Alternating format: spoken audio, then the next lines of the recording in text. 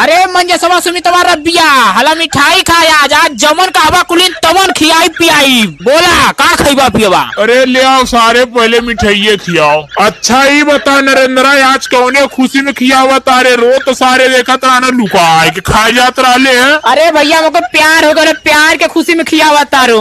कौने से भयल रे? अरे भैया वही कोई ना बजरिया में कहो जन्मदिनवा लैनिया मारत रानी तू रहला। अच्छा हाउ अरे सारे लिया पहले मिठाइया लिया डबुआ लिया सारे पहले खा ले फिर बतावत है करे बारे में खाए के बताई। अब ले है सुनो करे बारे में कि जहवन नजरी में तोहारा मलाई बिया दू लइका के माई बिया रे। कि जवन नजरी में तोहारा माला बूते लागल दिया बूते लागल कमरा में दहाड़ा उठे लागल। हेलो के बोलता? कमर बोलत है रे 10 रुपया में ओठलाली चटावत है। 10 रुपया में तो ओठलाली मिलती ना तो चटावत कैसे है?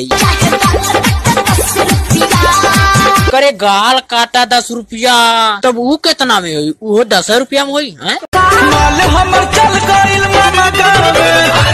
हेलो हाँ आई मंजे सवा के लेकर बाजारे जाता है कुछ साग सब्जी लेवे को तो बताओ। ताजा रोही तबेले रोही नरम। अरे कौन चीज बताइबो करबी? ले ले पकौड़ी पिया गरमे कर। ये नरेंद्रा किया परका जेल है रतिया का सुतत के रोज कहबी कि हमरे गयास मनत है। अरे मंजेश भैया कलिया भंडारा रहा है गयल रानी कुलीन पूरी खाए नरेंद्रा सारा 70 पूरी खाए गयल। अरे भैया ये कुल छोड़ा जन बतावे नहीं है तमन सुनाऊ सारा नरेंद्रा तो अरे मरवा के नंबर सहा देत रहा है। अच्छा ये बात है सरऊ की याद छोड़ा अपना चलते करे सारी नरेंद्रा मुरमलवा का नंबर दे रहा सारी पहले पूछा अपना सारी ने पहले रतन घुसो सारी खो।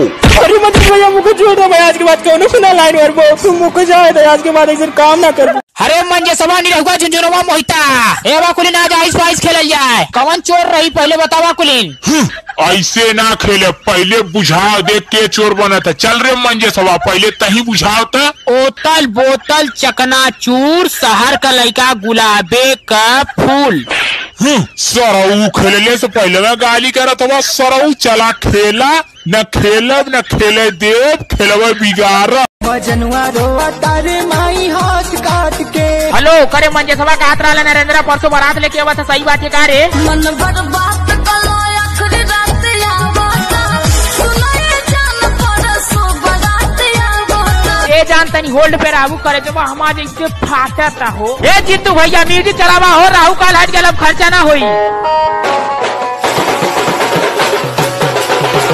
करे मंजे सभा कलिया बने मलवास मिलेगा लाले सुनो बड़ी मार मरना और भावा कुछ सही बात है का? हाँ रे मोर मलवा ललकार देना बड़ी मार वरना कुल हथवा को तोड़ देना मार के का बैठे लो। कैसे रे का भला बताओ तो? अच्छा ना मनबे तो हाईले सुन तू कहत रहा अपने भैवन से। वाह वाह वाह वाह आगे बोल। तू कहत रहा अपने भैवन से कि हमारे आशिक के ऐसे ना पीटा। वाह वाह वाह वाह आगे बोल। बहुत जिद्दी है तो गलवा पहले कुकुरे मतिन घसीटा।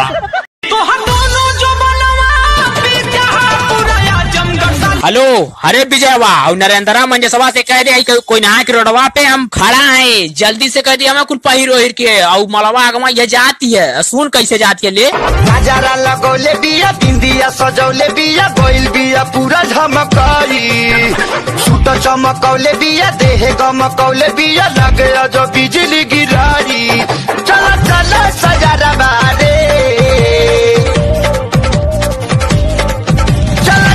सजारा बारे